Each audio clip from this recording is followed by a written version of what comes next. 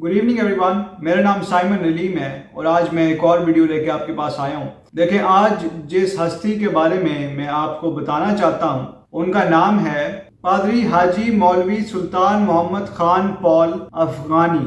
ये इतना लंबा नाम आपको बताने का मकसद ये है कि आपको अंदाजा हो जाए कि ये खुदा के खादिम पहले क्या थे और बाद में क्या बने, और इनका नसबनामा क्या है, ये किस मुल्क से ताल्लुक रखते थे। ये इस नाम से आपको बहुत वाज़ेह हो गया होगा।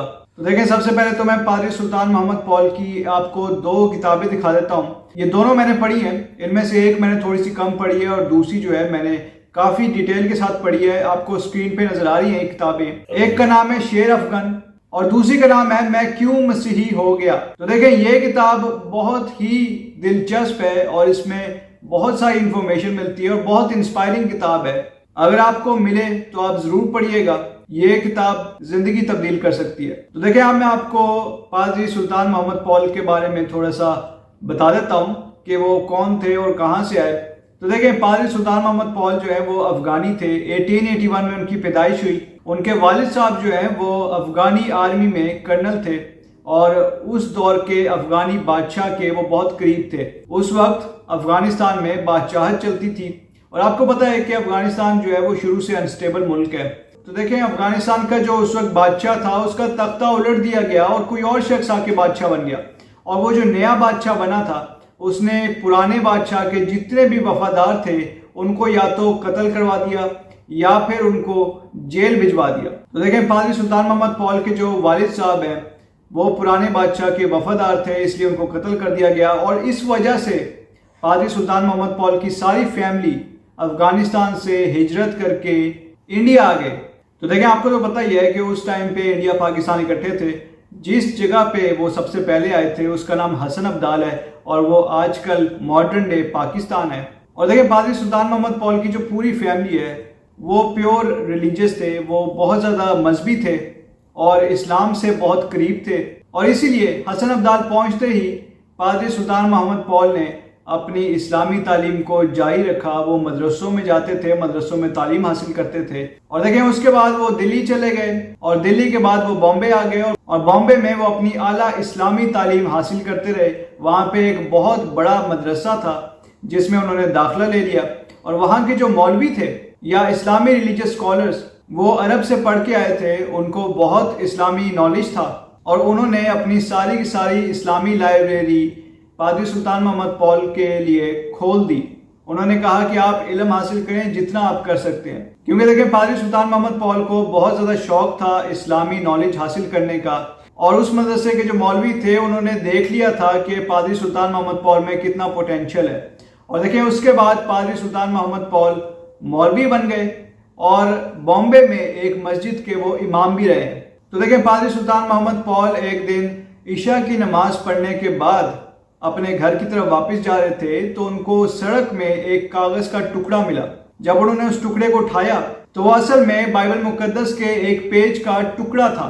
तो देखें, पादरी सुल्तान मोहम्मद पॉल ने वो कागज का टुकड़ा अपने पास रख लिया और अपने घर में जाके जब उस टुकड़े में से पढ़ा तो वो असल में बाइबल मुकद्दस की एक आयत थी। तो देखें, वो बाइबल की आयत असल में मत्ती 11 बाब उसकी 28वीं आयत थी और वो आयत मैं आपको अभी पढ़ के सुनाता हूँ। ऐ मेहनत उठाने वालों और बोझ से दबे हुए लोगों, सब मेरे पास आओ, मैं तुमको आराम दूंगा। ये मत्ती 11 बाब उसकी 28वीं आयत है।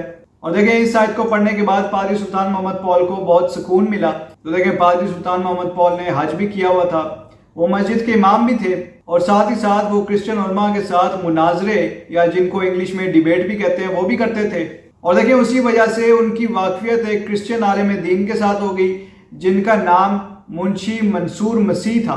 तो देखें, पादरी सुल्तान मोहम्मद पॉल जो है वो ये आयत लेके मुंशी मंसूर मसीह के पास चले गए और उनसे पूछा कि ये आयत क्या है और इसका मतलब क्या है और इस आयत को पढ़ने से मुझे इतना सुकून क्यों मिला है और ये कौन है जो इतनी अथॉरिटी के साथ बोल रहा है, ये कौन है और किसकी बात हो रही है।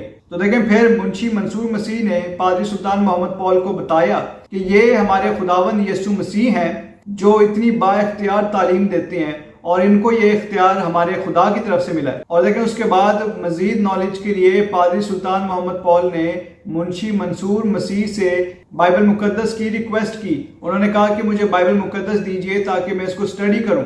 اور دیکھیں پادری سلطان محمد پال نے یہ بھی کہا کہ آپ گاہے بگاہے مجھے سمجھا بھی دیا کرنا جو باتیں بائبل مقدس میں سے مجھے سمجھ نہ آئیں۔ تو دیکھیں پادری سلطان محمد پال کو 2 بائبل مقدس دی گئی، ایک عربی میں تھی اور ایک فارسی میں، اور پادری سلطان محمد پال نے بائبل مقدس کو بڑے اچھے طریقے سے اسٹڈی کیا۔ اور دیکھیں ایک دن وہ اپنے کمرے میں بائبل مقدس کو اسٹڈی کر رہے تھے، تو دیکھیں اس وقت ایک بہت بڑے مسلمان عالم دین جن کا نام فضل حق تھا، وہ پادری سلطان محمد پال کے کمرے میں آ گئے اور انہوں نے ان سے پوچھا کہ یہ تم کیا پڑھ رہے ہو؟ تو پادری سلطان محمد پال نے بتایا کہ میں بائبل مقدس پڑھ رہا ہوں، جس پہ وہ عالم دین بہت زیادہ غصے میں آ گیا اور اس نے کہا کہ یہ کتاب تم کیوں پڑھ رہے ہو؟ تمہیں نہیں پتا کہ جو بھی یہ کتاب پڑھتا ہے وہ کرسچن ہو جاتا ہے؟ یہی وجہ ہے کہ ہماری بائبل مقدس سے اتنی نفرت کی جاتی ہے، کیونکہ دیکھیں بائبل مقدس جو ہے وہ دنیا میں سب سے زیادہ پڑھی جانے والی کتاب ہے، لیکن اس کے ساتھ ہی ساتھ دنیا کے کچھ ممالک میں بائبل مقدس کو بین بھی کیا گیا ہے، اور اس کو بین کرنے کا مقصد بھی یہی ہے کیونکہ یہ لوگ ڈرتے ہیں کہ بائبل مقدس جو بھی پڑھتا ہے وہ ساتھ ہی کرسچن ہو جاتا ہے، وہ بائبل مقدس سے اتنا انسپائر ہوتا ہے، بائبل مقدس سے اتنا متاثر ہوتا ہے کہ وہ کرسچن ہو جاتا ہے۔ اسی لیے بائبل مقدس کو بہت جگہ پہ بین کیا گیا ہے۔ تو دیکھیں میں پادری سلطان محمد پال کا تھوڑا سا اور بیک گراؤنڈ آپ کو بتا دیتا ہوں۔ پادری سلطان محمد پال یہ ان مسلمان علماء میں ان کا شمار ہوتا ہے جو بہت ریجڈ قسم کے تھے، جو بہت سخت گیر تھے اور جن کو کرسچینٹی سے شدید نفرت تھی۔ اور دیکھیں جب بھی پادری سلطان محمد پال کرسچن علماء کے ساتھ مناظرہ کرتے تھے تو وہ اتنے جذباتی ہو جاتے تھے کہ وہ ان سے لڑ پڑتے تھے، وہ بہت دفعہ مار کٹائی پہ اتر آتے تھے، وہ بہت لاؤڈ ہو جاتے تھے، وہ بہت گالم گلوچ بھی کرتے تھے، لیکن بائبل مقدس کی ایک آیت نے ان کی زندگی تبدیل کر دی، اور اس کے بعد انہوں نے بائبل مقدس کا ڈیٹیل کے ساتھ مطالعہ کیا، اور پھر انہوں نے یہ ڈیسائیڈ کیا کہ وہ فائنلی اسلام کو چھوڑ کے کرسچن ہو جائیں گے۔ تو دیکھیں بامبے میں ایک برٹش پادری صاحب تھے جن کا نام ریورنڈ کینن لیڈگرڈ ہے، وہ وہاں پہ اپنی خدمات سر انجام دے رہے تھے۔